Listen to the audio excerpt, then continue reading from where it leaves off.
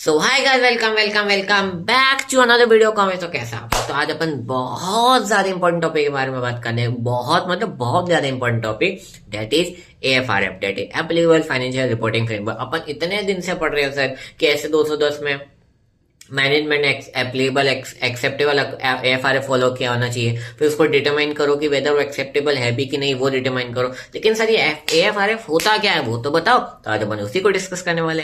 So let's start without wasting time. देखो बेटा, एएफआरएफ क्या होता है, पहले इंग्लिश डेफिनेशन समझो।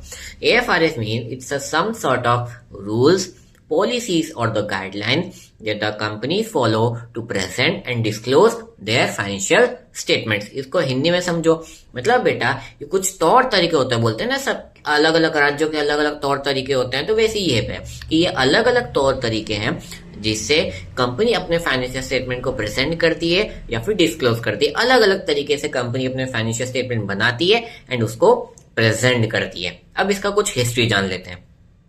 पूरे वर्ल्ड में सिर्फ एक एएफआरएफ नहीं होता है, बहुत सारे एएफआरएफ होते हैं। एग्जाम्पल आपने 11th क्लास में पढ़ा है कि जो यूएस है वो अपना खुद का एएफआरएफ फॉलो करता है, that is gap, that is generally accepted accounting principle. इसका हिंदी में इंटरप्रिटेशन ऐसा हुआ कि जो यूएस की कंपनीज हैं वो जनरली एक्सेप्टेड अकाउंटिंग प्रिंसिपल्स के अकॉर्डिंग उनके फाइनेंशियल स्टेटमेंट्स को बनाती हैं, या फिर उसमें जितने भी आइटम्स आते हैं उसको वो लोग प्रेजेंट करते हैं उनकी अलग पॉलिसीज के अकॉर्डिंग। करेक्ट। और दूसरा एएफआरएफ एग्जांपल हो सकता है आईएफआरएफ, जो कि अमेरिका के अलावा जितनी भी रेस्ट ऑफ द कंट्रीज है वहां पर आईएफआरएफ फॉलो होता है। अब इंडिया ने क्या किया, इंडिया ने अपना एएफआरएफ नहीं बनाया, इंडिया ने आईएफआरएस को प्लस माइनस बटा इंटू करके अपना खुद का एएफआरएफ किया and name is end S, यानी कि इंडियन अकाउंटिंग स्टैंडर्ड। और ये हर कंपनी के लिए फॉलो अप नहीं होता है, ये एक कंपनी जो अबव थ्रेशोल्ड लिमिट जो स्कोर कर लेती है उन्हीं के लिए एप्लीकेबल होता है। एंड जो rest of the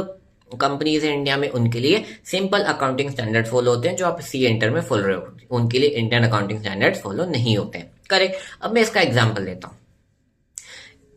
as per schedule 3 of companies act 2013, जो आपने पढ़ा है ना बेटा क्लास 11-12 में आपने पढ़ा है, तो वो एक एग्जांपल हुआ इंड एस का, यानी कि एएफआरएफ का। यानी कि जो कंपनी फाइनेंशियल स्टेटमेंट इंडिया में बनाएगी वो अमेरिका में नहीं बनाएगी। अमेरिका में फाइनेंशियल स्टेटमेंट अलग बनते हैं और इंडिया में अलग बनते हैं। इंडिया में किस प्रकार से बनते हैं, शेड्यूल 3 ऑफ कंपनीज एक्ट 2013 के अंदर जो लिखा हुआ है उसके अकॉर्डिंग बनते हैं। जो इन्वेंट्री का वैल्यूएशन किया जाता है वो as per the historical cost और market price which ever is lower उसके अकॉर्डिंग किया जाता है। यानी कि कुछ पॉलिसीज है, कुछ फ्रेमवर्क है, कुछ अलग से रूल्स बनाए जाते हैं ताकि हर एक कंट्री अपना अपना फॉलो कर सके। That is AFRF. तक के लिए tata, good bye, stay be happy.